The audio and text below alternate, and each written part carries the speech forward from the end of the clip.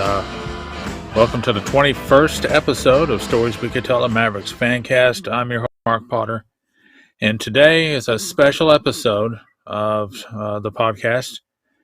Not only do I have the pleasure of welcoming longtime Mavericks saxman as a guest today, Max Abrams, but also Myra Dean, who is a sponsor of the podcast, is also my co-host for today's conversation with Max. But before we get to that, let me introduce a new segment here on the podcast called the Mav Rant. So last Friday, March 3rd, the 10th anniversary edition of the End Time album was released in both digital form and vinyl. But a CD version wasn't included, but I didn't worry about it, as previous Mavericks vinyl releases have included download cards. But a CD option was also available, and as a collector, I've always supported each release by buying the physical formats, with the vinyl a collector's piece to join my other records on the shelf, and the CD version my listening option of choice. So last Saturday, the vinyl copies of the anniversary edition of In Time arrived. I opened one, and no download card. Now, without a CD option currently available, the absence of a download card leaves me with a few choices. I could purchase a digital version, preferably from qboz.com in a WAV or FLAC format. I could go big and buy a record player. I could take a record to someone who has a record player, or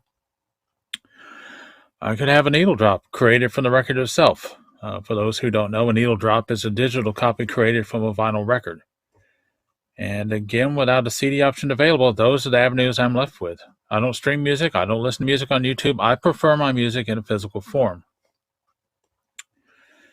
And let's face it, the Mavericks fan base in general, in my opinion, leans toward a mix of CD collectors, CD buyers, and those who stream music. Why this release wasn't made available in every possible configuration to make the music available in as many options as possible is beyond me. But at least the 3 bonus tracks on the End Time Anniversary Edition can be purchased individually on qboz.com. Yet, it's a purchase I shouldn't have had to make, considering how expensive new vinyl records are these days. I can say this, in the future, any other vinyl releases by the Mavericks will not be automatically purchased by me, unless there's an accompanying CD option available.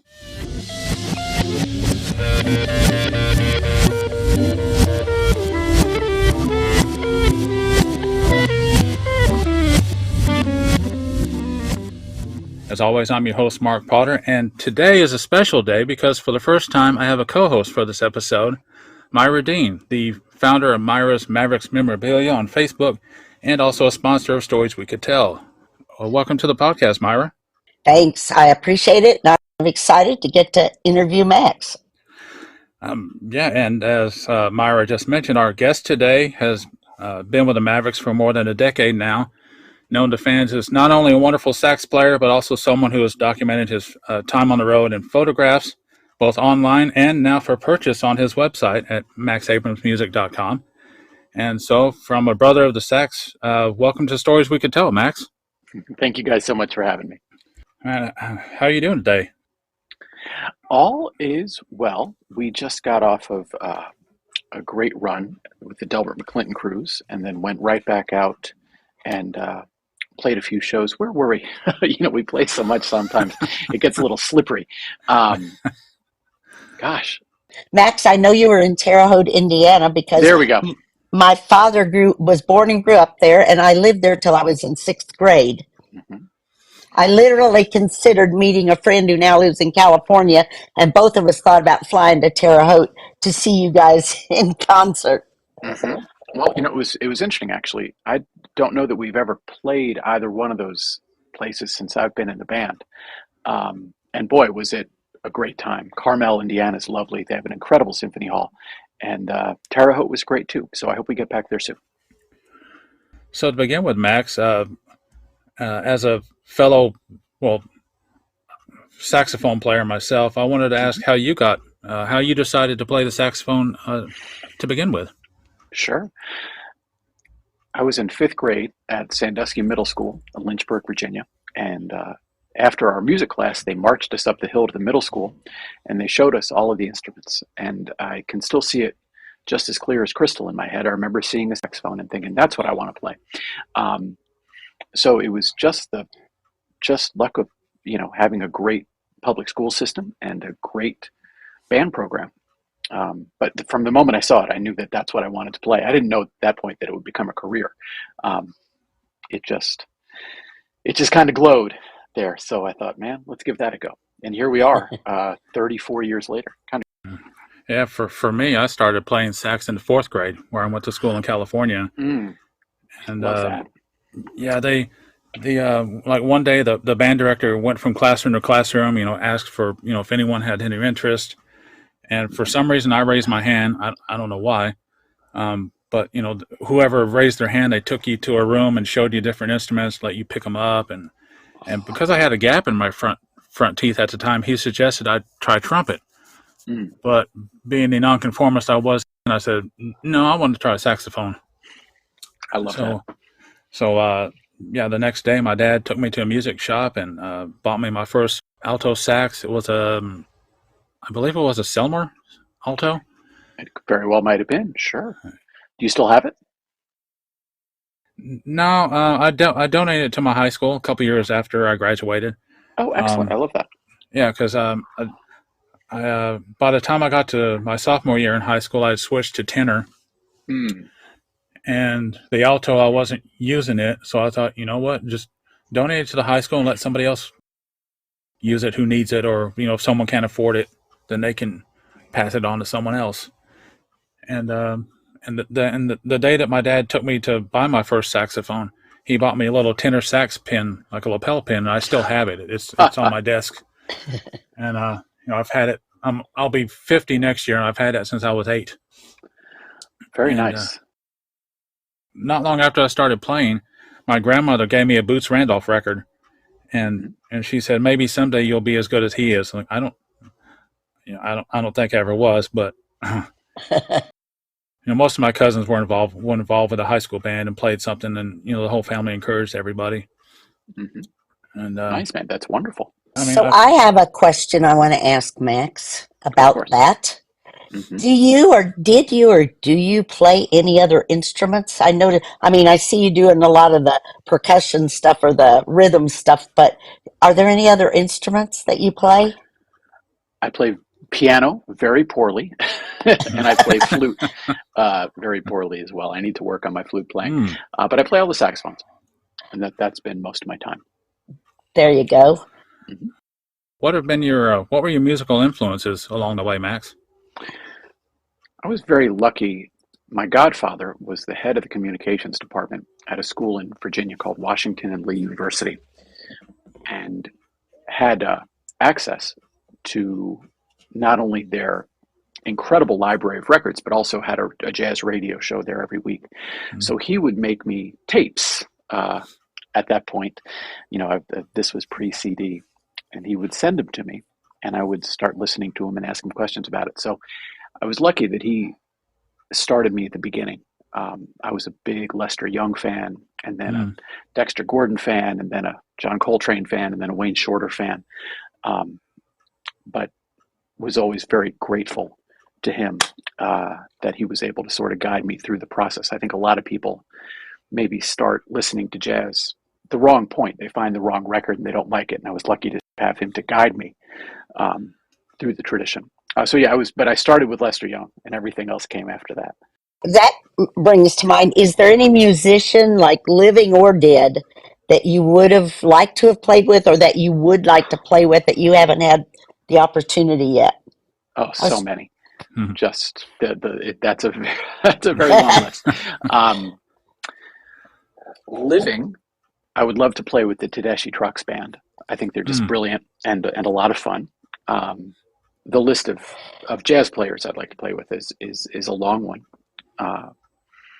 One of the joys of living in Nashville is that you get to play with a lot of really miraculous, marvelous musicians. So I've been able to cross a lot of names off the list. And as for deceased bands, gosh, so many of my heroes had passed before I was born. it would be a long list. Not that I would ever get to play with them, but I'm sorry I never got to hear the John Coltrane Quartet in their prime, or the Ellington Band, or the Basie Band. So many of the groups that I grew up listening to, but never had the chance to see live. It sure would be neat to be able to have that experience. That's kind of some of the ones I thought you might mention, because I've got all your personal albums, so I listened to them, and it kind of gives you an idea who might have influenced you. But anyway, I'm Sure. not real surprised at your answer, but it's good to hear them. Yeah, absolutely. And there's I'm not really one that subscribes to there's no good music, no good modern music. I find bands all the time that I adore. I want to play with everybody all the time. Just, So when did you decide to pursue music professionally? Like, did you know when you were 15, I'm going to be a professional musician, or were you out doing some other job? Because it was kind of one of the things we wanted to know about. What other jobs did you have to support your music habit? I was lucky. My parents had a band growing up. So I started playing with them when I was 11. And then that band led to another band called Main Street Rhythm and Blues in Lynchburg, Virginia. So I grew up playing professionally. I started playing weddings when I was 13. I was playing venues all around Virginia from a very young age, and kept playing through college. Always had a band. Was always playing and working, and then moved to Nashville. And things got a little tricky, just because you have to sort of start from nothing. I only knew 2 people when I moved here, so it was really starting from zero, and did all sorts of stuff. Gosh, I packed books in a warehouse. I valet parked cars. I waited tables. I worked in offices. Worked for a producer named Fred Mullen for many years, which is kind of how I learned more about how records get made and how to make them. And was always in bands. My first kind of big break was with a group called Big and Rich. There was a thing called Music Mafia that became very popular here in Nashville. And that was when I made the real jump into professional music. That was my first tour. That was kind of the first big record I played on. And everything kind of grew from there. Lots of ups and downs, certainly. You play on big records or go on big tours, and then things can slow down, and you can kind of have to reconfigure things a little bit. But yeah, it's been, I've kind of been working since I was 13, and I'm 45 now, so it's been a long time I've been at this. Yeah, along those lines, Max, I was going to ask you about some other records and some other musicians that you performed with, starting with Buddy Guy, and his record, "The Blues Don't Lie." Like, what was it like to work with him? That's a neat story, and it's kind of a Mavericks related story. So Buddy Guy's producer is a gentleman named Tom Hambridge, who comes on the Delbert McClinton cruise every year, the Sandy Beaches cruise, which the Mavericks have done, I think, for the last 10 years, with the exception of 3 years off for COVID. So Tom was on that cruise, and he heard myself and Julio Diaz. This was before Lorenzo, I believe. Tom heard Julio and I play, and kind of sat me down and went, "You guys are really good together." And I said, "Well, thank you." He said, "I'd love to get you on some records." So Tom started calling us to play on the projects that he had. Most of those were smaller records for Alligator Blues. I don't know if you're familiar with Alligator Records, but it's sort of the premier blues record label in the country. So played on a lot of records for Tom, always hoping that he would get me involved in a Buddy Guy record. The first year the Mavericks went to the Grammys for the reunion, Tom won the Blues Album of the Year with a Buddy Guy record. So I knew that a Buddy Guy record would come my way, or I hoped a Buddy Guy record would come my way. And then Tom called me one morning and said, "Hey man, you want to play on a Buddy Guy record?" I was like, you just kind of bite your cheeks and try very hard to be cool. I was like, "Oh yeah, sure, Tom, I can squeeze that in, no problem." Oh yeah. No big deal. Oh sure. Yeah, no worries. I'll see. Let me see what I can do.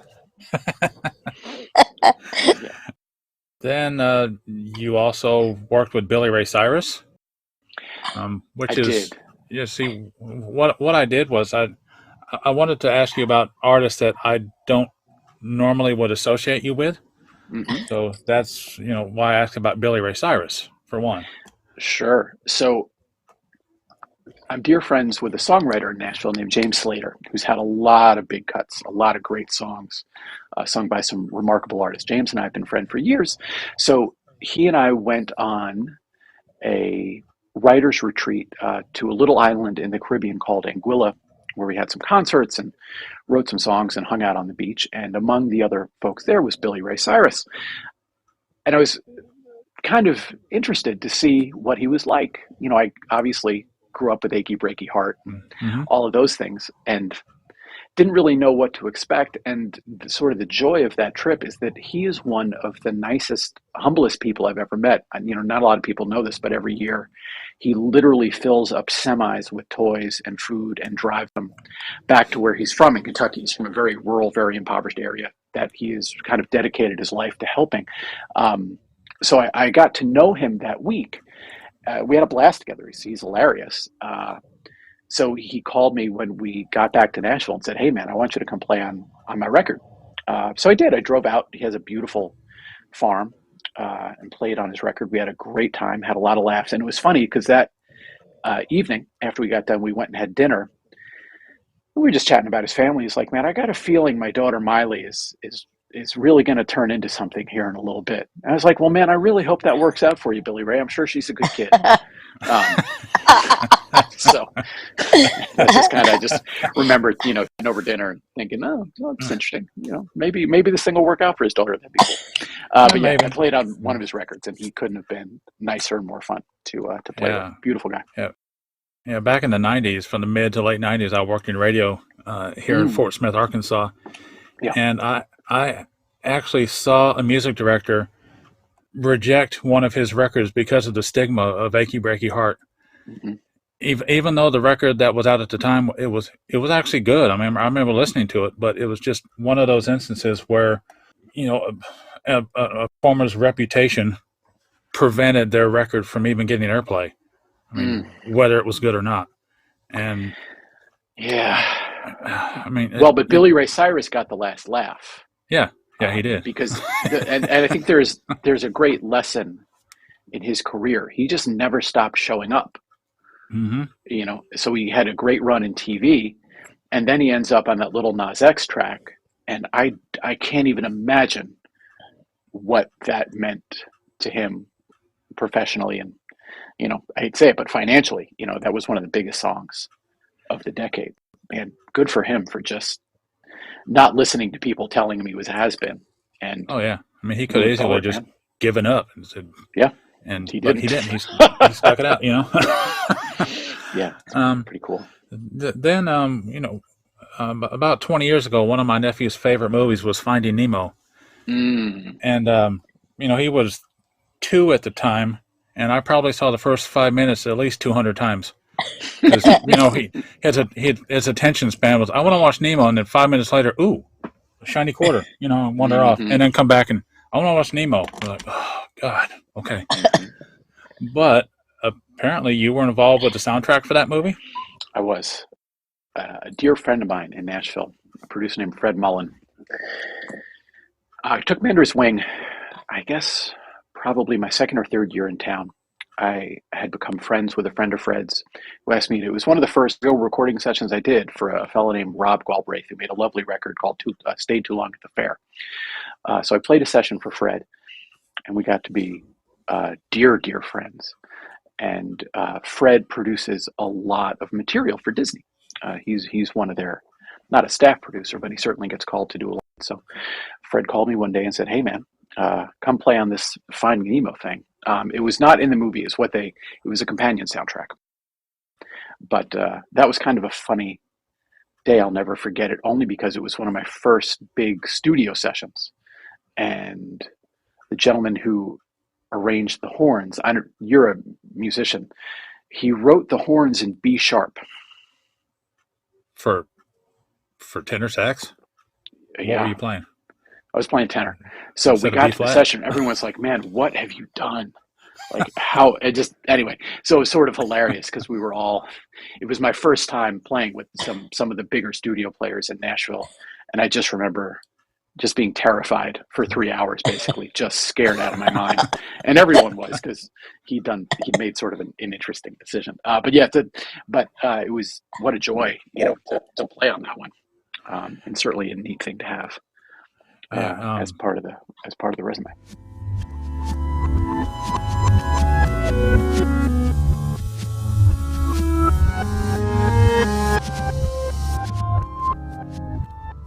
My senior year in high school, by then I'd switched to tenor sax in the high school band, and I was at the time I sat next to the first chair trumpet, so we were both B flat instruments. Mm-hmm. So one day just to mess with the band director, we switched sheet music. So I started playing the trumpet solos on the tenor sax, and the director didn't think it was too funny. Lucky he didn't throw you out, man. Yeah, he was just by the books kind of guy, and I was a senior about to graduate, and just ready to get out of there. It's like, hey, let me see your music. Like, we switch it, and no big deal. But it's just by that point we were just doing stuff to be funny and kind of blow off steam, and director just didn't think it was too funny. I love it. I love it. Yeah, making mischief back there. Oh yeah, I mean, I've always been that way. That's why my band director, after he retired, he actually gave me the pedal he used on me several times as a parting gift. I love it. I still have it. It's in my bedroom. That says a lot, Mark. Yeah. Yeah. We always had fun with it. We always messed with him, but it was always fun.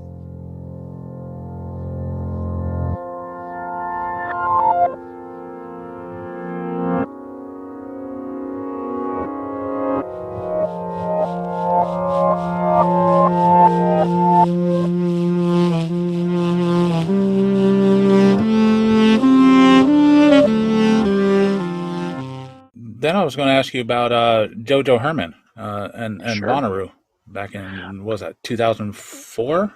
Oh gosh, yeah, you really did your homework, man. That's kind of a neat Nashville story. I had kind of finished up with the Music Mafia years for a few reasons. Big and Rich had broken up, and that whole thing had kind of disbanded, and was playing a weekly piano bar thing with a dear friend of mine named James Slater. And one night we were wrapping up, and there was a gentleman at the bar who asked me to come play on some electronic music that he was working on. So gave him my number, we get together, go over to his house and play. And we get done, and it turns out that he is the booking agent for Widespread Panic, a fellow named Hunter Williams. His dad is named Buck Williams.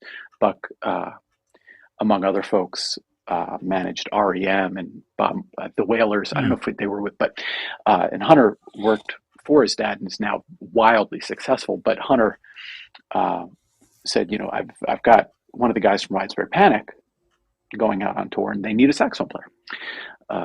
So I went and jammed with JoJo Herman and the guys, playing a lot of New Orleans style stuff, and just had an amazing time. We played Bonnaroo and toured all over the country and just had a wonderful time. That was great music, and JoJo could not be a nicer guy. Really enjoyed that. Miss it. The Mavericks obviously keep me very busy, but I hope that we get to work together again one of these days. Hopefully you will. Yeah. And growing up as a child of the '80s, listening to top 40 music at the time, Lionel Richie was pretty popular, and I saw that you worked with him as well. I did, and that was sort of a hilarious one. A few of my friends are a big part of Luke Bryan's band. They used to be, oh gosh, I don't know if I can remember the name of the group. They had a quartet that I used to go sit in with, and then they got the Luke Bryan gig. So I was at Home Depot actually shopping for a washing machine. And I got the call from a friend of mine asking if I wanted to do CMT Crossroads with Luke Bryan and Lionel Richie. So obviously you don't say no to that. So got to meet Lionel and do the TV show. The funny thing about that was that no one told me that Lionel was doing the song A Half Step Down. Uh-oh. So I showed up there. I had I think 3 or 4 horn players, maybe 4. It was a big band. And I walk into the room and there's Luke, who's obviously, he's had like 30 number ones, and Lionel Richie, who's an institution. Mm-hmm. And we get ready to play the first note. And I'm like, guys, I need 5 minutes. So yeah, almost got fired that day. Thankfully was able to fix everything. Yeah, that was a joy. And talk about the most charismatic human ever born. That guy is remarkable. Just the gift is profound. Great to hear him. I mean, getting to hear Lionel Richie sing Lionel Richie songs on stage was pretty cool. Oh, wow. Yeah. And I don't know if you've seen the horror movie that the Foo Fighters did last year, but Lionel Richie makes an appearance in that. Yeah. I heard that he sent Dave Grohl like a gift basket after he broke his foot. It's just sort of fascinating. Yeah, I think he's just one of those guys. I like the Foo Fighters, so I'm watching this movie, and then all of a sudden, is that Lionel Richie? What is he? Wow. It was I can't remember exactly. It was a dream sequence where Dave Grohl is playing a Lionel Richie song at piano, and Lionel Richie shows up and just berates him for ruining his song. Something like that. That's hilarious. I love it. but yeah, if you, it's a horror movie, but it pokes fun at the genre at the same time. Although with the passing of what was the drummer's name? Oh my gosh, Taylor Hawkins. Taylor Hawkins, yeah. I think that was the thing that he worked on before he passed. Unfortunately, they're a great band if you like guitar oriented rock music. Oh god, the Foo Fighters are amazing. Oh yeah, and well, that brings me to Kid Rock, who is someone that I would never associate with you, Max. It's a diverse resume. Yes, it is.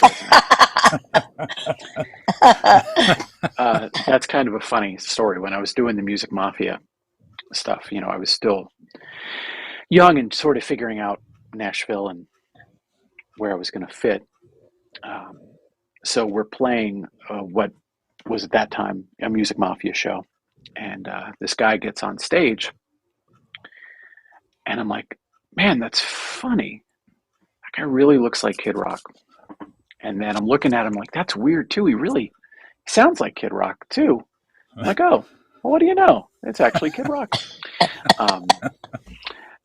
So we toured with him and played some dates with him in Detroit and got to know him a bit. And I just played on his last record, actually, which is kind of one of the things that happens in Nashville. You have maybe an artist identity, and then, with the Mavericks, I do something completely different.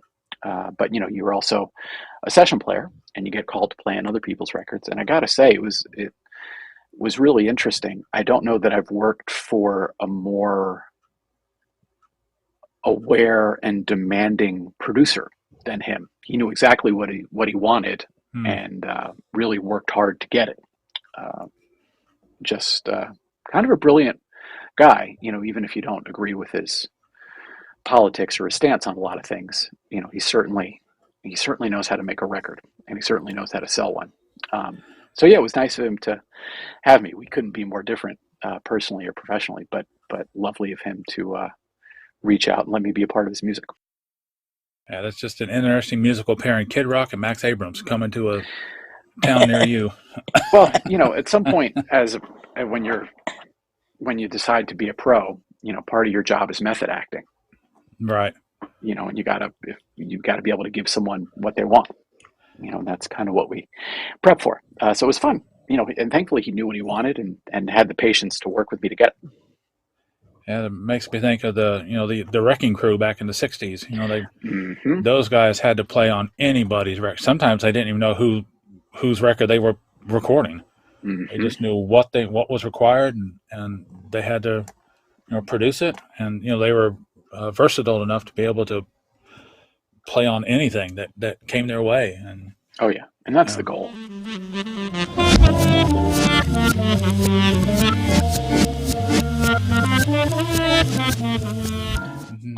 Talk about Whitney Rose. I mean, she's someone that I first heard her through the Mavericks, and the record that Raul produced and the Mavericks were on, and I went back and got her first record, where Chivalry is Dead, and just fell in love with her music. Hmm. Here recently, she's taken ill. I'm not sure what's wrong, but she's posted that she's put her career on hold for now while she takes care of her health, which Hmm. is the most important thing. Yes, But certainly. Whitney, she's such a she's a small package, but man, what a voice! I mean, Hmm. I love her voice. I mean, what she does with just pop music and traditional country and mixing the two. And what was it like for you working with her? Whitney's a blast.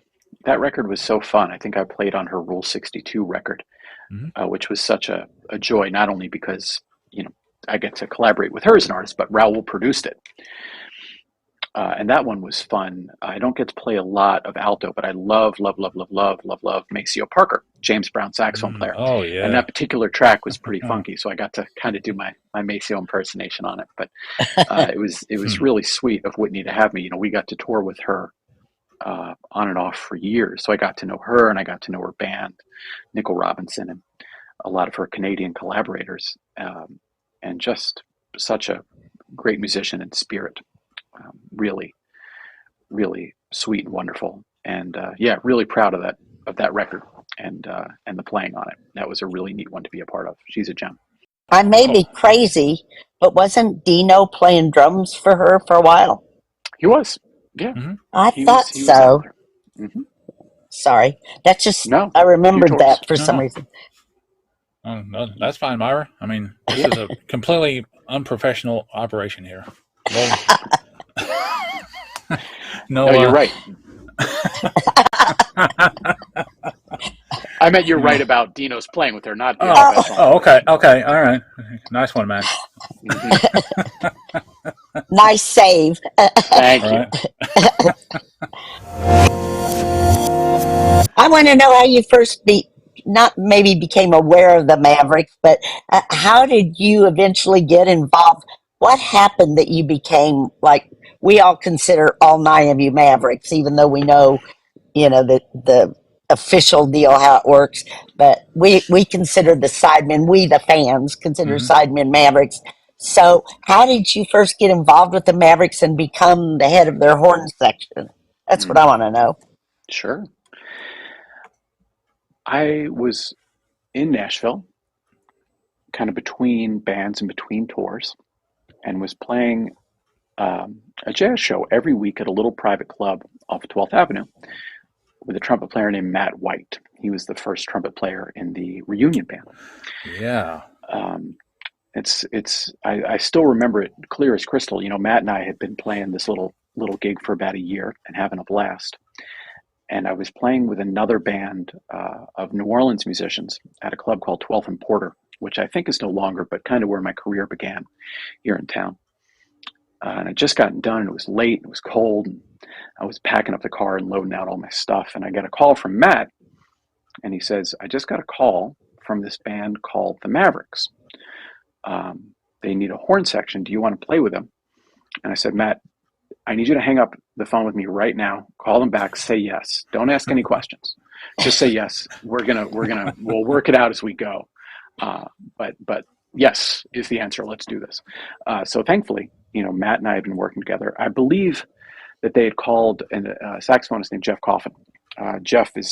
Jeff played on their Live in Austin DVD, um, and is currently out with the Dave Matthews Band. So they called Jeff, see if he would come back and do the horn section. And obviously, he's got one of the best gigs in the world. So Jeff said no, but thankfully, he told the guys to call us, and they did. And Matt and I had a great year with the band. And then Matt has a PhD in music, so he now teaches at the University of South Carolina. And I stayed with the band, but it was certainly a life-changing moment that I'll never forget. Just standing there on the corner at 12th and Porter, and Mm. just saying yes, say yes. Don't we'll figure it out, brother. So yeah, what a trip. Yeah, Oh yeah. man, 2011, 2012, in that time Hmm. frame? Is that Yeah, when it that's right. was? It would have been about Yeah. 11. I think we're at 11 years now. Yeah, Wow. Yeah, and yeah, then yeah. rehearsed with them. I knew Jerry Dale we'd played a Bowie tribute together probably 10 years before that. And then he had moved to, oh gosh, I think Jerry Dale was working at an art gallery in Chattanooga, or like an art museum in Chattanooga, rather. And he had come back to town for it. So I walked into rehearsal the first day and knew Jerry Dale and didn't know anybody else. The band's reputation preceded them, obviously, but it's always sort of interesting just walk into this room and you just start playing, and then your wheels up. And our first show was at Third and Lindsley here in Nashville, and the rest is history. Yeah, I was at both those shows at Third and Lindsley back in 2012. Golly. Yeah, sure. Yeah, and that was still one of my favorite concert memories because, we got to go to the sound check on the Friday afternoon, both the shows, and then the end time listening get together on the Saturday afternoon. And that was actually 20 years after I first discovered the Mavericks. And it was the first time I saw the band live. And, in the 90s, I was too busy working or going to college. Going to concerts wasn't a priority. Except for in 96, the Mavericks came to Fort Smith and played at Harper Stadium. And at the time, I was low man on the totem pole at the radio station. So everybody else went. And I had to stay behind and keep everything on the air. So I got to miss the Music for All Occasions tour. Oh, no. Yeah. I mean, I heard about it. I've got recordings of it now, but, it's just when they came back from the show, they started talking about it. I was like, shut up, I'm going home. I don't even want to hear about it. But come 2010, Raul did a solo show in Fort Smith, and I went to that. About a year and a half later, the shows at Third and Lindsley happened, and since then I've seen the band almost 30 times, and since then, and I guess either I'm catching up or making up for lost time, you could say. But I kind of had the same experience because I knew the Mavericks. I liked their music and everything. And then, all of a sudden I didn't hear about them anymore. And Raul was touring by himself. And I worked at a public radio station here in Abilene. And my boss is the general manager's wife, and I both loved Raul's music, which we played because, we were the only source of classical music. Plus, our students program music all day long. So we had Raul's music playing all the time, and we were both crazy about him. So we needed a fundraiser, and my boss, with his development director and his wife, both crazy about Raul Malo, he hired him. And so he came to Abilene and he played at our beautiful Paramount Theater here. And we went backstage and met him and had our picture made with him. So you'll love this story. So after I moved on from the radio station, I took that picture. I had printed a big copy of it, and I cut Jeannie out of it and left me and Raul, and I framed it and had a frame that was on the side of my file cabinet that went to every job after that, you betcha. And so then in 2017, Dixie called me and said, Myra, I've got a couple of tickets to see the Mavericks. They're VIP tickets out at the lumber yard in Roscoe. Oh, and she said, yep. And she said, we've had a death in the family. I know you love the Mavericks. I thought you'd like it. I had never seen the band. I had only seen Raul live, never seen the band, only knew their music. So she gave me those tickets, and I went. And you guys went on stage. I still remember Jerry Dale was in shorts. It was 107 when you guys walked on stage. I was right in front of Eddie, and I'd never seen it. I didn't really know much about Eddie at the time. I'd never seen anything like it. And I think for sure, I'm pretty sure it was June 26th, 2017 when my life changed, because you guys got tequila because it was Eddie's birthday. And you have pictures in your book that I bought that have got the chairs out, the old chairs in Roscoe. And I knew that those had to have been from Roscoe. Now the lumber yard is burned down. So some of the girls here and I are working on trying to figure out how we can get Mavericks to Abilene. So there you have it. But that's how I fell in love with the Mavericks. Well, and let me just rewind for 1 second, Myra, and thank you, for what you did at the public radio station, Mark, for what you did at the radio station. It's not easy being an artist, and it's very hard to get anybody to care about what you do. And I say that as someone who's been in bands that didn't succeed, or launched projects that were not easy to get off the ground. So these things don't happen without you guys. You really need folks on the ground believing in you and telling other people about it however you can. So thank both of you for doing that. That's just really neat. And I know that about either one of you. We haven't had that conversation really. We've chatted about a lot of stuff, but I didn't know that both your backgrounds were in radio. That's really cool.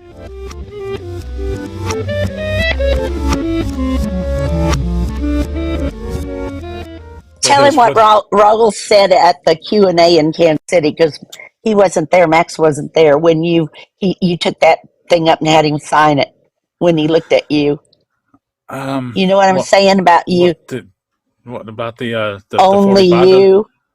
Only you. Oh, yeah. I had a record with Raul's pre-Mavericks Basics, or the Tomboys, whatever they were called. Got a couple of records and a cassette with them. And when I pulled the record out, it's the record that has the song Paper Heart on it. It's like a compilation of unsigned bands that was put together trying to promote them around the country to colleges and whatnot. And when I pulled it out, he looked at me and he said, "Do you want me to sign this?" I was like, "Yeah, go ahead." And he looked at the record and said, "This whole record is crap. Nothing but crap." And he autographed to sleep, "Only you would buy this crap." And he looked at me like, "Where'd you find this?" Like, "It was on eBay." Like, of course it was. And there's been several times I've gotten a nervous eye roll from Raul when he sees me approaching, like, "Oh no, what have you got now?"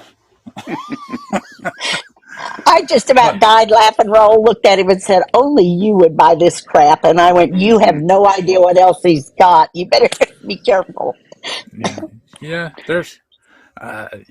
It started out, I call it my innocent collection. It started out in radio, just grabbing some press kits and, promo CDs. And now it's just, someday there's going to we call it the Museum of Mallow History. I just need to set up a business loan and get a building going and set it up. Well, it would be interesting for you to start putting together compilations of the stuff you like. I know some of that stuff hasn't been released, so you probably couldn't do that. But at least amongst the stuff that has been, it'd be pretty neat. Yeah, I've actually put together some and given Raul copies of it. And the first time I did it, he looked at it like, "Where did you get all this stuff?" Never mind, I don't want to know.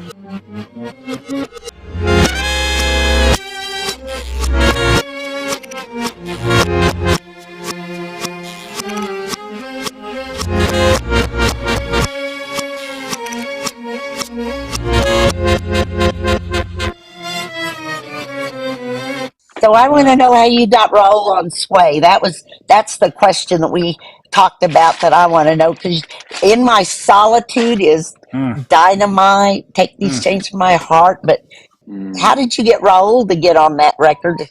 If memory serves, I was getting ready to make my first full-length record. And I think he and I had breakfast in Denver. And I just told him what I was thinking about. I didn't want him to be surprised by it, obviously. He'd given me a tremendous opportunity playing with the band. So I didn't want to catch him unawares. And we just had breakfast and I chatted about what I was thinking. And I told him I was thinking about doing Sway. And he said, "Well, do you want me to sing it?" I was like, "Well, yeah." So he sang on Sway, and as you mentioned, In My Solitude and Take These Chains. And and that's the thing about Raul, is obviously he's a star, but he's also a musician. Mm-hmm. I think on just a fundamental level, he considers himself not just an artist, but also a guy in a band, and he's someone who wants to help. Every chance he's had, he's gotten involved with what I've been doing, and I just couldn't be more grateful for it. It's what a joy. Good grief, one of the greatest singers of all time singing on your record. And we had a blast. He came in and did it, and the band loved him, and it was a really fun day. But obviously, I'll be grateful for the rest of my life that he was willing to be a part of it. Very sweet of him. Yeah, Well, that version of In My Solitude, oh my God. yeah. Just his singing and your playing is just, Yep. it's so You guys wonderful. were made for that record. Yeah, we have a lot of references in common. Raul is obviously a jazz fan. Loves a lot of the genre, but is also, I'm sure everyone knows he's a big Nat King Cole fan. So he kind of brought that energy to it. Not that he doesn't have his own singular voice as an artist, but as a jazz, he's certainly a more than capable jazz singer. And he just worked wonders on that song. Yeah, Really, and I really. like the swing you guys put and Take These Chains from My Heart. Like he Uh-huh. turned it Yeah. from a country song, gave it a little swing feeling. It's just that whole record is just I can't say enough about it. I just Very kind of you. This is off target a little bit, but when we were at Green Hall and you played that jazz set and you played the song from Jungle Book, you played 2 or 3 Mm-hmm. songs, and I thought if Max Abrams keels over right now, the Undertaker won't be able to get that smile off his face. He will have to go with that smile plastered on his face because I have never seen you with a bigger grin. I just got the That's fun. biggest kick out of it. And that Jungle Book song was so good. And you have a really long standing relationship with Red, apparently.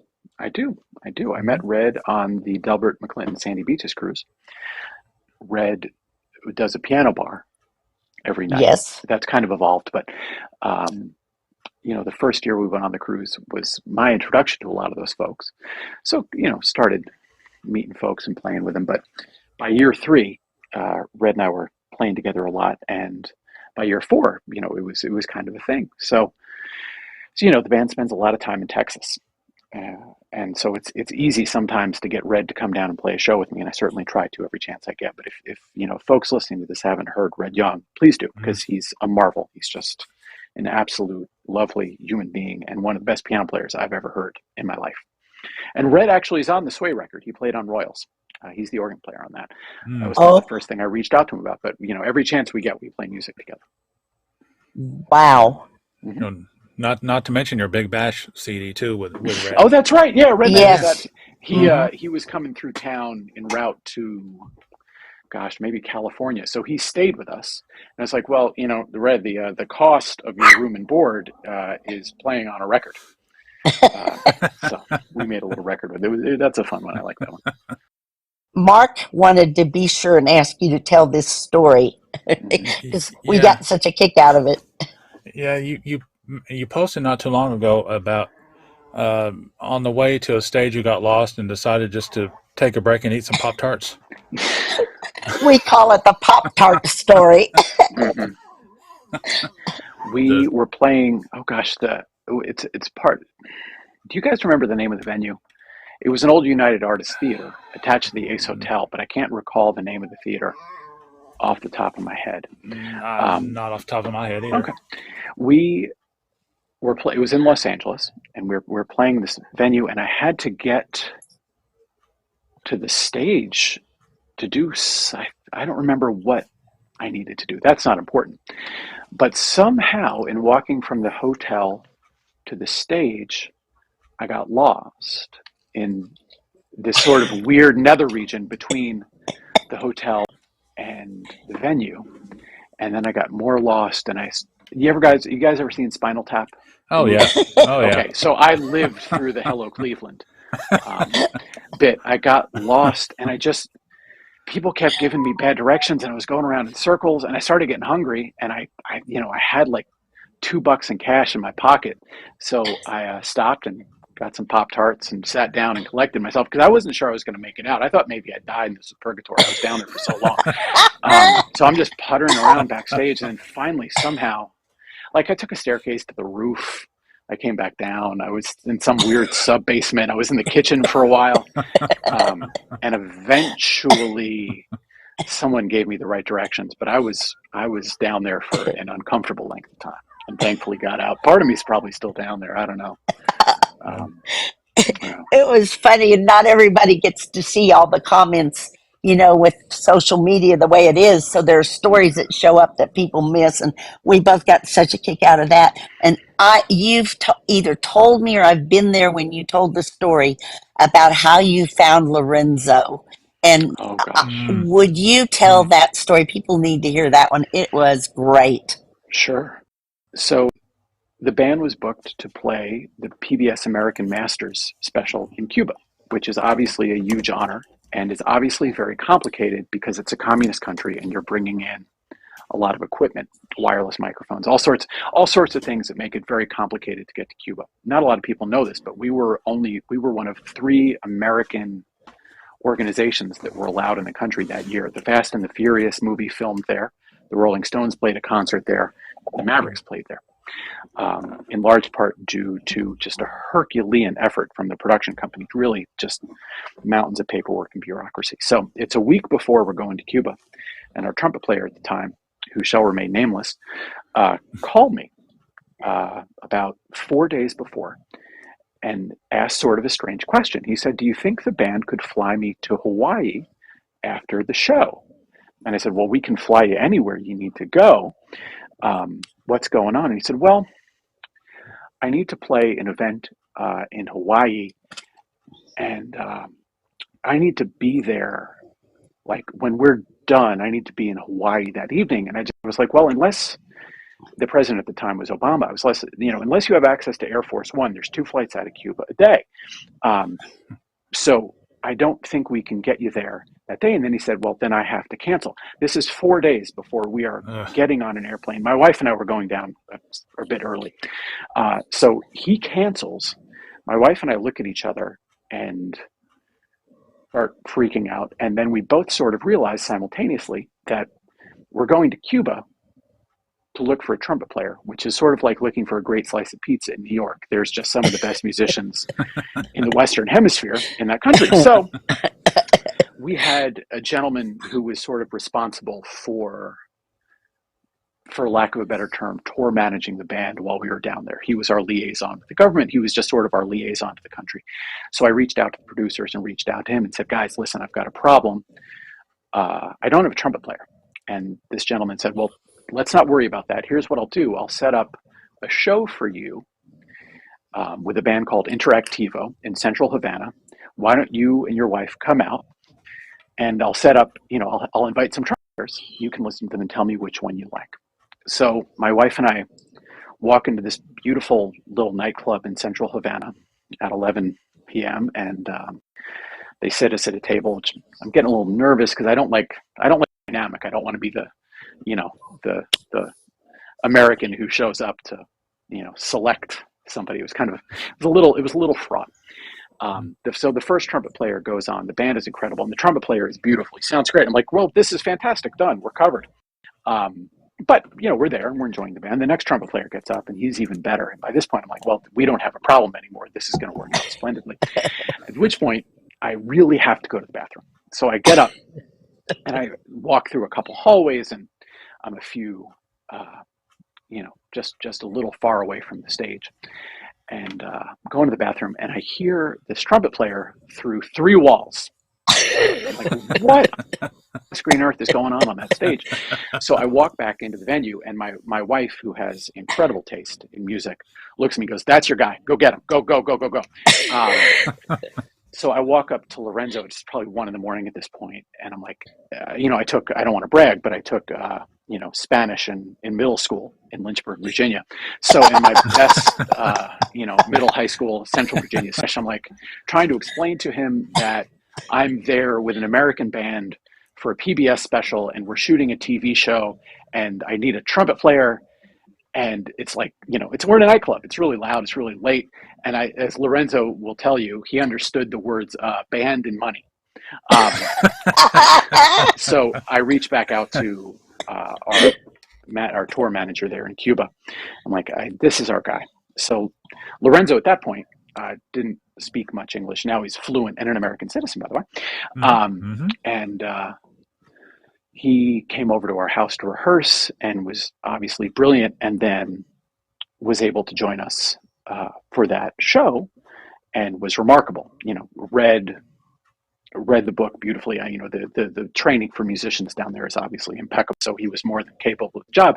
But his artistry and his ability to speak for themselves. So he was able to join us there, and then Raul and Betty miraculously, well, not miraculous. There's nothing miraculous about it. They put in the time and the money and the love into sponsoring. God, I think 15 people. Lorenzo was one of them. So they brought him to the U.S. and the rest is history. But it's just been one of the great joys of my career, certainly, to get to make music with a guy every night. He's a marvel. The best part of that story that Lorenzo will tell you, though, is that he almost didn't come.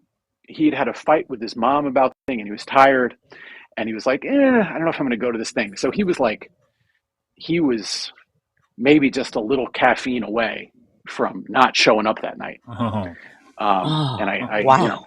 It's sort of an object lesson.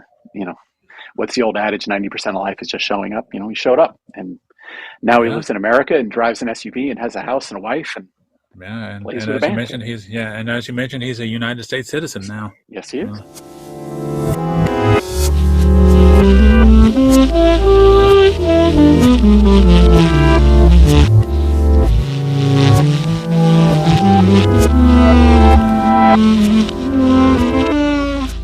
Can I tell a trivia story, Mark? Please do. Yeah. Go ahead. Yeah. So this is what a small world it is. I have a good friend here who is a guitar player, and he plays a lot in the region, and he's played in Austin before. And so he was playing every Wednesday night at this local club. So I went to support him, and he had a friend in who was going to play with him, another guitar player who plays, and you probably know who this is, Gary P. Nunn. You know Gary P. Nunn? He's real well. Okay, well, he's real well known in Texas. He's like a Texas singer. And so he plays with Gary P. Nunn's band. So he's sitting in with my friend, Tony. So we're listening to him and everything. At the end, Tony's closing up and putting his guitar away and everything. And I go over and was talking to him about his guitar. And I said, you know how I am about the Mavericks, and they like them too, like you guys too. And I said, you know how I am? Well, I just have learned so much because I also followed the Bass Whisperer, who's their bass player. And all of a sudden I hear this voice and it says, the Bass Whisperer? Did you just say the Bass Whisperer? And I turned around and looked at this guy and he said, are you talking about Ed Friedland? And I went, you know Ed Friedland? He said, I used to play with him all the time in Austin. And he knows Ed, and I messaged Ed and said, I met a guy and sure enough, he said, I know it, I went, holy cow. I'm in this little tiny place in Abilene, Texas, and meet a guy that's played with Ed Friedland and knows the Bass Whisperer. Yeah. So that's my trivia about how small the world is and how connected all the artists are to each other, I think. Absolutely. Oh, yeah. So anyway, that's my story. Moving on. You're sticking to it. And I don't know if you know, Max, but back in December, with 2 days' notice, I went out to San Jose to catch you guys on the Christmas tour. Oh. And after the show, I was with a friend. Well, we ended up spending some time with Raul backstage, and we're just hanging out and talking. And I said, one of the best things about seeing a band in live is watching all the other guys having fun with each other, making faces and, smiling back and forth and the little interactions. And he said, I didn't know that until other people told me that. He goes, I'm up there pouring my heart out, being serious. And these guys are back there dancing and cutting up and having fun. And, that's what makes it fun is you guys aren't just standing still. You guys are playing off each other and like Paul will break a stick, and maybe I think that happened in San Jose, and Percy caught it, and they kind of smiled, and without missing the beat, keep going on. And one of my favorite things is when Percy and Lorenzo do their synchronized chorus line, and we were wondering, when are you going to start joining them? Well, unfortunately, someone has to be the backing band for their Broadway hit.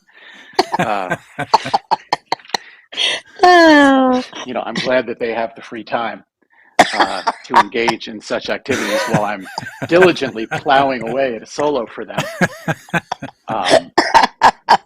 So that's one of the kind of the great, one of the things I get a kick out of, coming back to Lorenzo, is that his mother was a professional dancer, I believe. I don't think I'm telling tales there. So he's, obviously he's a great musician and a great guy, but he's also a hell of a dancer, which is endlessly irritating to me because I'm not. And Percy's not a bad dancer himself. So, they're always trying to get me to do that stuff. And not to get too inside baseball here, but like, saxophone is a little dangerous because you have both hands on it and it's in your mouth. yes. So I've had friends knock teeth out. I once jumped off stage at a festival and the saxophone came back and hit me in the lip and I blew like a stuck pig. So I can't, I can't do it. I got work to do.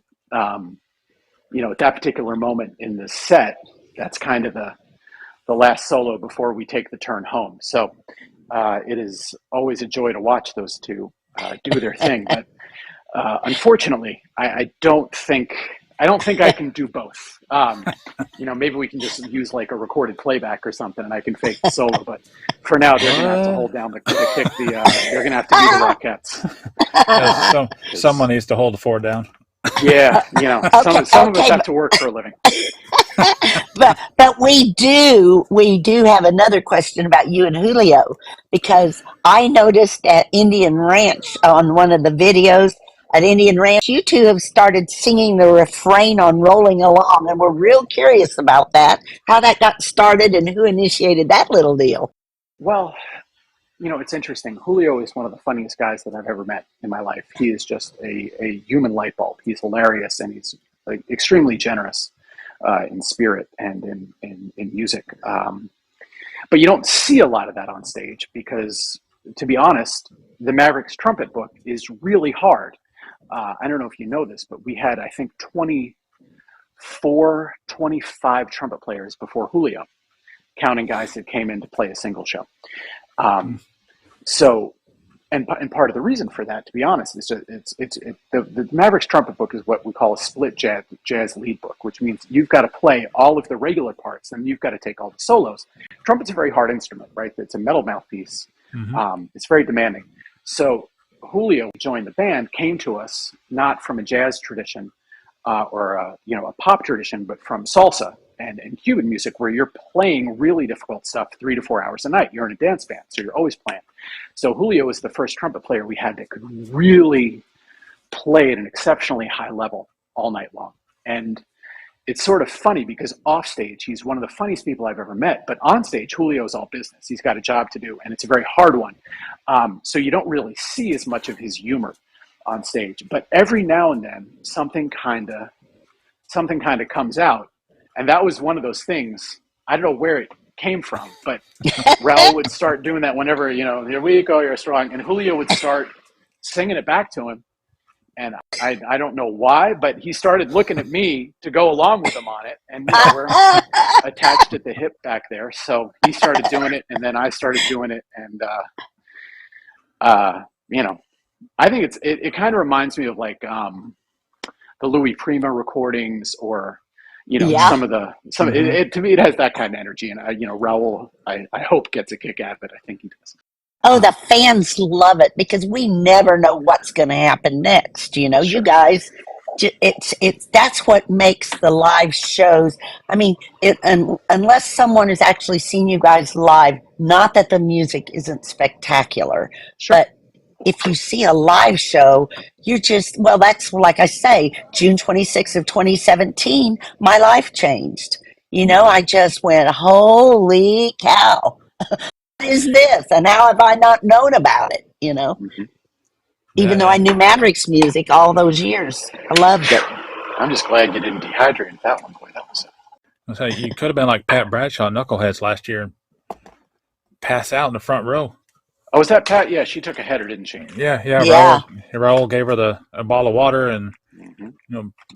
it was that first night last year at Knuckleheads was so hot. I mean, Yeah. I don't know how those people down the front row or you guys on the stage could stand it. Oh, yeah, she was. Yeah. I mean, I told her at the Monomundo launch party. I don't know if you know this, Max. Before the show started, at the basement east, they had that little bar area on the back side of it, Hmm. and I was back there eating a roast beef sandwich, and I started choking on it, and it got Oh lodged in God. the back of my throat, and I'm banging What? on the table. Yeah, and I'm sweating. I'm starting to panic. And Shirley Hill, who was with me, she couldn't reach around me to give me the Heimlich maneuver. The bartender tried it. He couldn't do it. And this guy sitting at the bar that I never met before turned around. He said something to me, and he gave me the Heimlich maneuver and was able to dislodge the roast beef. So I was able to see the Mavericks that night. And Well, as good. I I'm like glad to, you weren't seeing us from. yeah, well, as I like to say, I almost choked on someone's roast beef, on some guy's roast beef that night. But but when Pat passed out, I told her, when I almost died at a Maverick show, it was before, it wasn't during the show. I mean, I wasn't. I don't think we. And we now all refer to the bottle of water that Raul gave her. That is now referred to as the sacred bottle of water. And one of my friends, who is like a big Philharmonic fan and all that, who I never expected this out of, she's kind of like Julio in that respect, all business a lot, but really funny. And she wrote Pat and said, "I think you need to put it in a shadow box."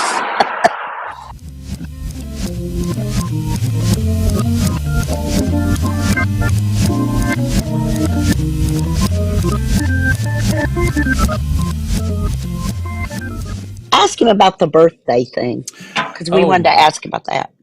oh yeah. Back in 2019, and the days before COVID, um, we were standing out in line at Green Hall, and you were walking in front of the buses, and we started singing "Happy Birthday" to you, and you kind of seemed kind of a little bit embarrassed, but you walked across the street and took the time to say hello and stop and talk to the people waiting in line. Sure. And then during the show, Raul said that he had pulled a prank on you that day, knowing it was your birthday. That he told you he was calling emergency rehearsal, and you stopped doing whatever it was you were doing and showed up and found out nobody else was there. Oh And, dear. but It's entirely he said, possible. yeah, but he said, that shows your dedication. Even on your birthday when you're celebrating, you still showed up to do the job. And Well, there aren't many bands like the Mavericks anywhere in the world. So just the opportunity to do the job every day is joy. And we got to rehearse. We got to rehearse, man. mm-hmm. So this is a serious question. What's the hardest part of being on the road, other than I'm sure you miss your wife and your dog? But That is the hardest part. I mean, is it? that's it. Yeah. That's the cost. The hardest part, honestly, this isn't a sexy answer, but the hardest part is sleep. We're sleeping while the bus drivers are driving, and they're usually obviously highly skilled at their jobs. But the American interstate system varies widely, state by state. So there'll just be nights sometimes when you don't sleep and you miss a couple of those in a row, and you get a little stir crazy. So that's the trick. It's just being gone from your family, and it takes a toll on your body, certainly. Yeah. You really have to manage your health carefully because you're living sort of a little different life than most folks. Yeah. How do you keep sane when you're on the road? I mean, because aren't most of you crammed in those two buses? I mean, that was another question. How do you get everyone? Because I look at the road crew and Robbie and the guys that load up, and then all the band, and I go, surely not everybody's on those two buses. Well, the buses are very nice. They have full kitchens and two living rooms. So they're well outfitted. And the other thing about it is, there's lots of ways to make a living in this world, and most of them are very hard. I was chatting with the plumber that came over to our house not too long ago to fix our spigot on the side of the house. And he told me a story about putting on wading boots to wade through, just to be blunt here, all of the shit that was coming out of someone's busted sewer pipe on Christmas Eve. So there are really hard jobs in the world. There's really thankless jobs in the world, and in this country. So, I play saxophone for a living, Yeah. and I think everyone that's involved with the group is a little older. I think everyone realizes the value of what we have, of what the band has built, of the incredible graciousness and loyalty that the fans show. Everyone makes decisions about how they're going to spend their time. Everyone makes decisions about how they're going to spend their money, and that people decide to do those things with us is a great honor, and we try to honor it. So yeah, is it a little tight sometimes? Sure it is. But I think that everyone's aware of the uniqueness of what we have and the beauty of it, and everyone tries to honor that, and we all get along. Not that there's not moments when there's conflict or there's difficulties, getting through COVID, and last year we were on the road for 230 plus days, so things come up, but I think all of us know that we're lucky to be doing what we're doing. But I think the fans, because you guys don't have time to read all the stuff we write, but, we all write back and forth and stuff all the time. And one of the things that's an ongoing theme is everybody's really worried because you spend so much time on the road, and you're like spending your New Year's Eve with us instead of your families and stuff. And we're kind of worried you'll have burnout because you guys are like road warriors. And it in your health, although I know there are no more donuts and cookies on the bus. We heard that in Kansas City from Laura. Yeah, well, and she's been a great addition. You make a decision about what you want to do for a living. Yeah. And for a lot of us, that decision happened early. I was in band starting when I was 11. So was Jerry Dale. So was Raul. So was Paul. So were all of us. Julio was a trumpet star in Cuba when he was 8. So we chose this life, and you have to honor what comes with that decision. And it comes with its complications, but it's a great life. We see the world, we make friends every place. We're a big joy machine. And, just to be blunt, I don't know of a job that doesn't come with some complications. If we had been lawyers or I think about the emergency room doctors that took care of my dad, when I was at Vanderbilt every day with him, and I think about seeing, the same folks 72 hours in a row. There's no easy success. And the price of the success is the work. But it's an honor to do it, Yeah, and like you said, the plumber was standing out in somebody's, in a yard on Christmas Eve. So you're right. I get it, kind of, but I just haven't thought of it that way, Yeah, there's a lot of tough jobs, and ours certainly has its moments where it's tough. When I remember we did 3 festivals in 3 countries in 3 days in Europe once, and that was tricky. That was not easy, but there's a lot of, I don't know that I'd trade it. It's a great job, and they're great folks. We really laugh a lot. It really is a good bunch. And we always have fun, even when the chips are down. And while you guys are out on the road, I know you posted pictures of like practicing out in the field or somewhere. How much do you actually practice while you're out on the road at this point? All the time. Do you practice by yourself, or like? Oh yeah. Like, do you and Lorenzo and Julio get together and? No, because you're a saxophone player. every instrument with its challenges, and part of what I get paid for, part of the reason I'm in the group is because I got to stay in shape. The saxophone is unforgiving. The body has no memory, and it will. All of the calluses you develop will go away in a week. Yeah. So you come hell or high water, you got to get the horn in your mouth. Julio is the most dedicated practicer I've ever met. That guy is relentless, and very inspiring.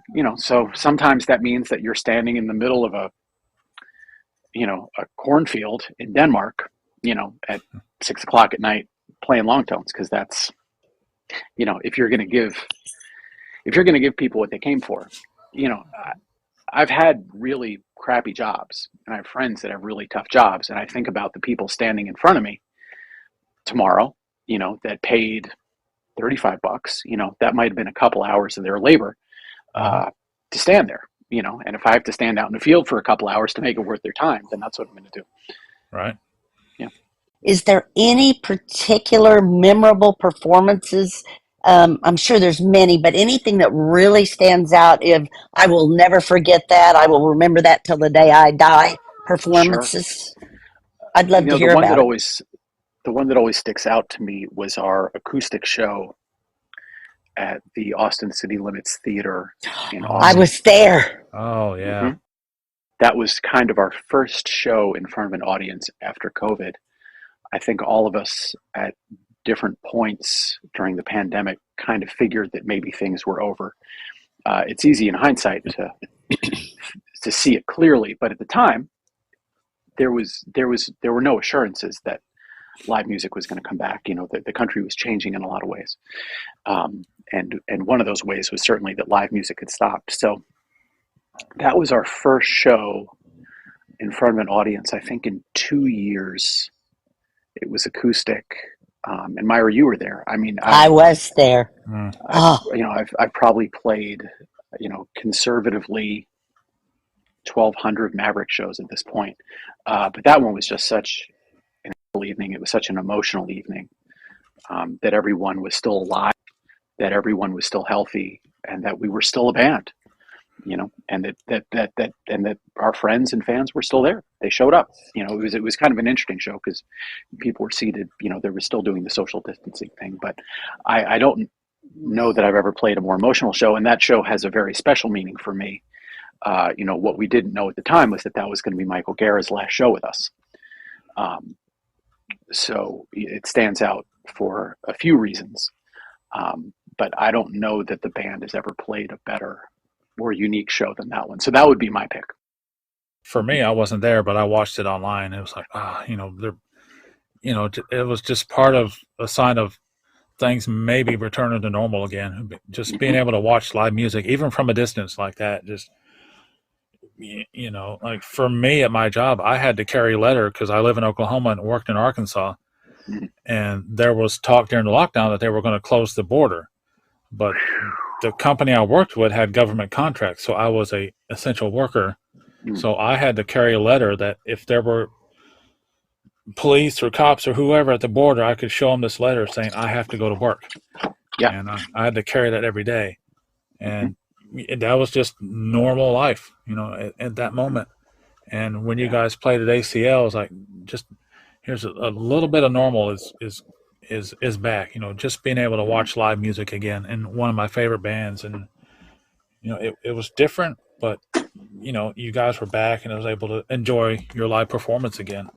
Yeah, and that was that's about a 4-hour trip from Abilene, and we were all you were emotional, but so were we, because we had the same fear. What if this goes away? What if we never get to see the Mavericks again?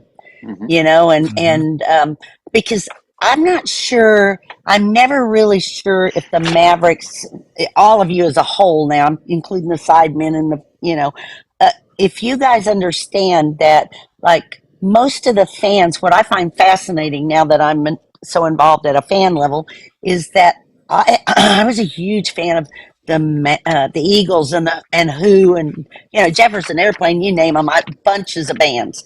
but I've never known the name of every single band member, and as much as you can find out without becoming a stalker. I try to always respect your privacy and your like if I knew where you lived, I would never post it or tell anyone. You know what I'm saying? But I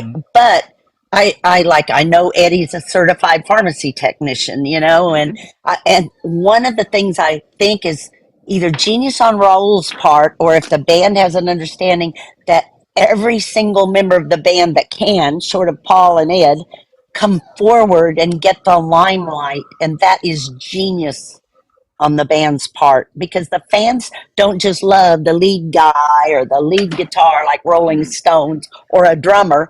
They love every member of the band and want to know more about you guys, and they literally pray for you guys and worry. And like Michael Guerra, one of the reasons my fan page is a little different is because I allow people to post stuff about former members of the band. I did a whole thing on Debbie Spring. And so I think I hope you guys understand the investment that the fans really have in you as people. Yes. No, we do, Not, and we're good, profoundly good. grateful for it. Yeah, absolutely. Well, but that's what keeps us coming back, and you're very good to your fans too. Y'all are very good to the fans. So now we have another question. Yeah. Going back to the pandemic lockdown. When you put your collection out, Old Friends, it was a digital download, but if people wanted a CD like I did, you burned a CD and mailed it out to you from the Abrams Shipping Department, and and we were wondering, what are the working conditions like in that area? Like, do they get days off, sick leave, that kind of thing, benefits? We used to just be Abrams Records and Tapes International. Now we're at Abrams Records, Tapes and Books. Since 2019. I got to say, working conditions are pretty good. You get paid lunch, catered, and the job is rigorous. It's a lot of packing, shipping, but our sole employee, my mother, seems to be pretty pleased with us. She's been with us now for over a decade, and I got to say she's doing a great job. She's very committed, doesn't complain much, very diligent, very precise. It's we're not currently we don't have any job openings, but I am getting ready to put out another record in November. So I have the feeling there's going to be the need for some more shipping and handling expertise coming up. That's what I was going to ask, if you're currently taking applications. Absolutely. We need all the help we can get. Your mom's going to call your aunt. Didn't your aunt Helen? Yep. We rope a lot of folks into the packing and shipping department. Sort of just a little inside baseball, but when the Sway record came out, I really didn't know what I was doing in that regard. So Shayna, my wife, and I sat down and figured out how much shipping was going to cost for all of the records. And then I went to the post office and bought like $1,000 worth of stamps. Oh. Yeah. So we've definitely, that was hilarious trying to figure out how many 1-cent stamps need to go. So yeah, it's been really fun, kind of growing and evolving. And, Myra, you were just talking about, fans and support, and man, have folks gotten behind the records I've made. It's been a real joy.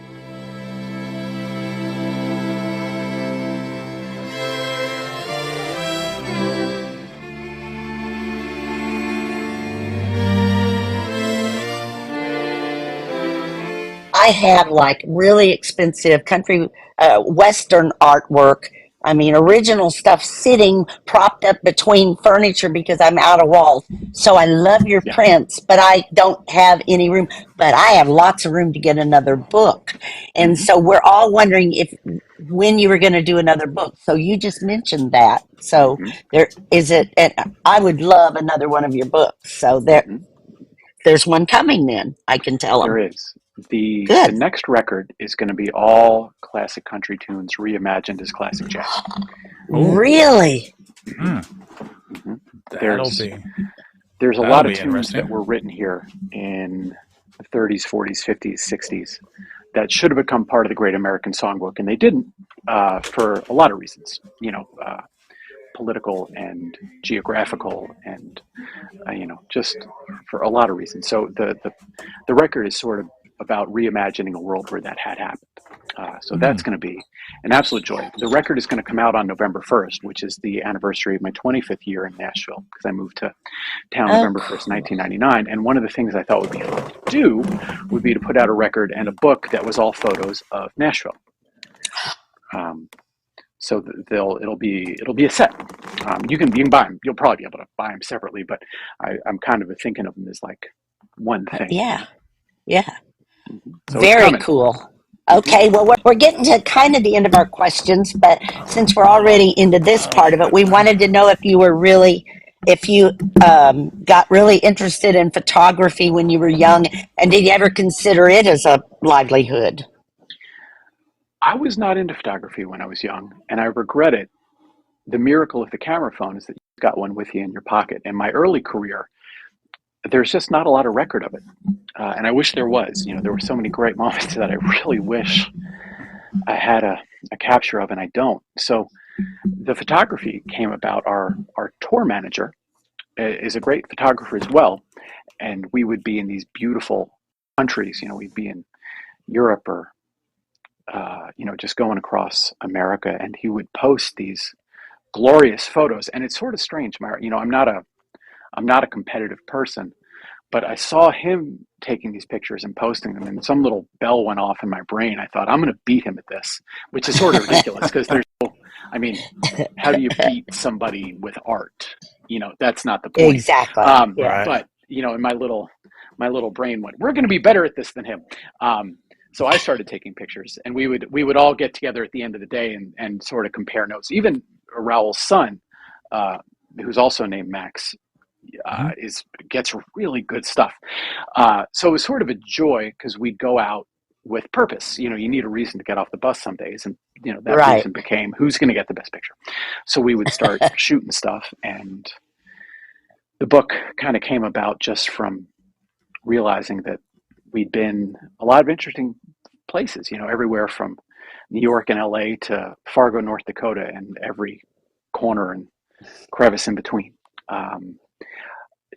Doing it as a living is probably not in the cards. That's something you kind of got to start early and build a reputation around, and that's another path. But it's been just such a joy to make the work and share the work, and I'm just grateful beyond words that people think it's interesting. That was kind of a really unexpected surprise that folks dug the stuff. Just so the folks listening know, it gives me incredible joy to go out and shoot the stuff and share it. So just thankful that people dug it. That was kind of neat.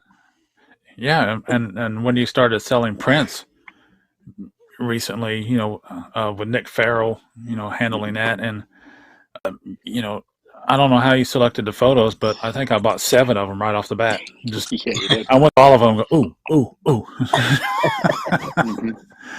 I love, and it's just another way to support you guys, so you guys continue to be able to do what you guys do. And I've always, we've always been like that. Whatever we can do to support you guys, whether it's, in the band or your side projects, any way to just help you guys continue on is just, we'll always be there for you guys. Well, and that means the world, and I hope you know that. I think one of the things that's unique about Mavericks fans is that they understand on a very practical level that if you want something to continue, you have to support it. I think about pop bands, that kind of have these 5-year runs. If they're lucky, they're bands that get, this from your time in radio. There's bands that get one hit. There's bands that get one hit record and then they're gone. And the Mavericks are at like 33 years now. And for some reason, and I would be curious to get your take on why, but the fans just understand that for this to continue, there has to, you need folks in the crowd. And they've just, I'm always amazed if I can tell you, and Myra, we see you a lot of places. Mark, we see you a lot of places. We were playing a show in rural Norway. And, that's about as far, that's 4 flights to get to the spot. You fly from Nashville to New York, New York to London, London to Oslo, Oslo to Leknes. So it might be 5, depending on how you do it. And we're at sound check, getting everything set up. And I look in the front row, and there's a fellow named Ed Lee, who lives in New York. And Ed's in the crowd. I'm like, Ed, we're in the Arctic Circle, pal. What are you doing here? Like, we're coming to New York, like 3 miles from your apartment in 2 weeks. And it's like, well, I wanted to come see Norway. So it's kind of, I hope this doesn't sound trite, but it's just an incredible fan base filled with really interesting and lovely people. And it's certainly been one of the great joys of my career to get to know not just you two, but, just hundreds of people all over the world that support, that just show up, I think for me, it's, back in the 90s when the Mavericks were on the radio, and they had a unique sound. They didn't sound like top 40 country. They weren't the Garth Brooks and the Clint Blacks and all that. They had this sound that was like a throwback to Buck Owens and Merle Haggard, that classic country sound. But then when Trampoline came out, well, Music for All Occasions too, other influences started coming in, and the Cuban influences, and maybe there's a song like Dolores that sounds like it's from the 20s, and the Mavericks became this interesting band that they weren't, it wasn't just something that was you listen to and throw it away. It was just something that just kept me coming back to it, knowing that it was just this joyous music that, even though I'm not a dancer like you, Max, I still wear a groove in the seats. Well, I mean, on stage. I leave that to Lorenzo and Percy. Yeah, even and beyond that, it's the people you meet in the crowd or online through this shared passion for the band that, we end up taking road trips together, to see the band, or you call each other, or you just. For me, it started on the old Raoul Mallow forum that's no longer around, but there was like we mentioned the shows in 2012 at Third and Lindsley. Like a whole bunch of us from that forum went, and it became like this big gathering to celebrate the band coming back. That for several years we thought it was over. We were never going to see the band again, and it's just. For a lot of us, we've become a family. Like when you play Green Hall, exactly. Mm-hmm. There's a lady there, Debbie Miller. She opens her home to people, and it becomes a base for that whole weekend, for the whole run. And people from all over the country, from other countries. There's a lady that comes from Germany, and it's. Oh, I have to tell him that story. Okay. When we went to Green Hall in 2019, right before the COVID stuff hit, I was at the very front. Dixie pushed me up there, I have to be honest. And I was at the very front, and we were waiting for you guys to come on stage. And so I'm talking to the people around me, and I look at the lady to my right, and I introduce myself, and she was an emergency room nurse from Atlanta. And the woman next to her is now one of my friends, Christine Raffa, and she and her 2 kids had come from Chicago. So I start going, well, is there anybody here besides me from Texas? And I turn around, Wisconsin. Then they're in a contest to see who came Wisconsin, North Carolina, and they're all talking. So these 2 ladies to my left, and I said, and where are y'all from? And she said, Germany. And I said, excuse me? She said Germany. She said it was their 4th trip. She said the Mavericks don't come to our town anymore, so we've just started coming here to see them. And I said, so you're telling me you're here at Green Hall in the U.S. just to see the Mavericks? She said, yes. Crazy. I love that. Yeah. Crazy. But now some of my friends are planning to follow you guys when next time you go to Europe. They're trying, and 2 girls I know followed you all the way up the East Coast. You recently made a run up the East Coast, and they were at every show. hmm And I just, and you ask about you didn't know why, and here are the 2 things I hear repeatedly from fans. Mm. The Mavericks play happy music. I mean, not that you don't have sad songs, but your music makes people happy. And something about your onstage presence makes us feel like we're at a family party. Interesting. Mm-hmm. Mm-hmm. Huh. Okay. Like you've invited us into your home and you guys are having a party and we're there. And those are the 2 things I hear over and over about why. But, Huh. and also I think we're all very aware that every single person that's on the stage with the Mavericks, every single one is a very talented musician standalone. And you're the tightest band I've ever seen. Yeah, we're a good band. So anyway, but okay. we're kind of the end. The only question we haven't asked you, and you don't have to answer it, but is what do you like to do in your home, and do you have any hobbies? Oh yeah. Well, the instrument takes a lot of time. Sure. That always has to get done. And I do a lot of things that support that. I do yoga and try to get to the gym as often as I can because it's a physical process. I read a lot of books. I am a huge art fan. So usually if there's a city with a great museum, I'm pretty easy to find there. And, got a adorable little puppy. That takes up a lot of time too. So yeah, just kind of those would probably be the main ones. Yoga and books and Cool. art and puppy dogs. There you go. And That's my passion. Mm-hmm. Like one of my passions, which is collecting records. And where I live, there are no more record stores where I live, unless you go to like a secondhand store and there's a stall that has some. Sure. But any time I go to see the Mavericks, whether it's in Texas or wherever, I always look for, is there a record store nearby? Like I love that. Like when you guys were at Knuckleheads and we went to Vinyl Renaissance. My remembers this. I found a Prisoners Just Walking in the Rain 45 in the original on Sun Records. They wanted $5,000 for it. I'm staring at it going, man, I would love to have that record. But he wanted me to buy it. Yeah. He wanted me to buy it for him, but I had to decline. But respectfully, sure. Yeah.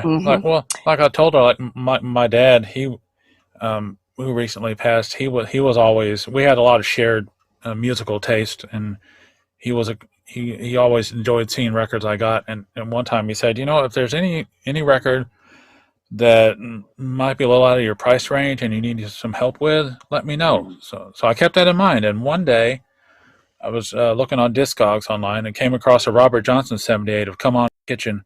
Seriously? Yeah. And they wanted 24 G's for it.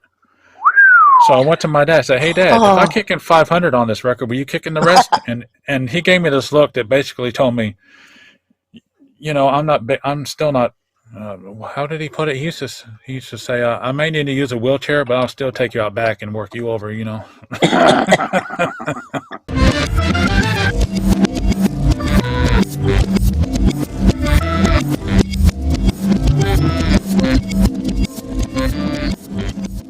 someone had told me the story that you used your dad's photos, and when he passed, then you started asking Hillary, and I'm going, but you take such great photos. Will you use your own? That was going to be my question, but. Yeah, Hillary, I think, has a real gift for taking good photos of musicians, which is not easy to do because we're always moving and the lighting is very tricky. I'm really bad at taking pictures of people. Certainly could never take a Ah, picture of myself for an album cover because I don't know I don't really know what I'm doing. I just take pictures of things I think look interesting, but I don't know how to make people look good. That's an art. And I think Hillary just has that instinct. She gets really neat stuff. and she feels so honored. We've become really good friends thanks to the Mavericks. That's a friendship I would have never had. And she constantly says what an honor it is to her that y'all feel like her photography is worthy of, putting on a Mavericks anything. So I guess it's mutually beneficial. Mm, absolutely. And that always is such a source of great joy. In my 11 years in the band, I've watched a lot of friendships start at Maverick shows and continue in such beautiful ways. I think about folks driving Patricia Whitmer to shows, or folks opening their homes and offering to help drive folks, and it's really heartening and really sweet. And just so everyone knows, we see it and we're aware of it. I just think it's lovely that it happens. It's really inspiring and fun. From the fan side, there's thousands of stories we could tell you, but yeah, I'm curious, do you guys ever take time to ever go kind of ghost on the fan pages to see what we say? Oh, of Because, course. oh, good, because everybody goes, I hope they see this, Hmm. and I've never, I don't know, never experienced anything like it. So, but I have you to thank for friendships for a lifetime, you know. Absolutely. Yeah, well, the feeling is mutual, and we've met so many amazing people just because they showed up. You know, What can I say? We feel you protective bet. of the band. I want y'all to stay together and keep making music, and I expect to be gone and fans to be taking my ashes to Maverick shows. I love that. That's adorable.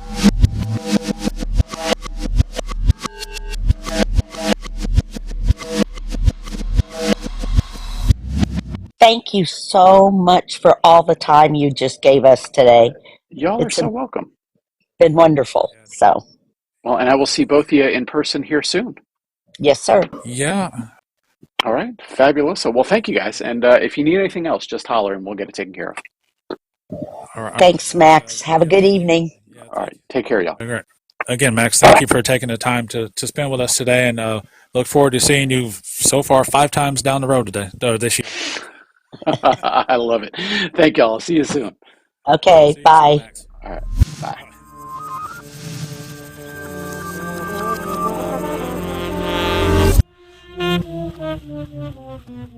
Once again, I'd like to thank my co-host for this episode, Myra Dean, not only for her continued support of the podcast, but also for agreeing to come on and take part in the interview, the long conversation with Max Abrams, who I also have to thank for his enthusiastic and quick reply when I asked if he would consider appearing on the podcast as a guest.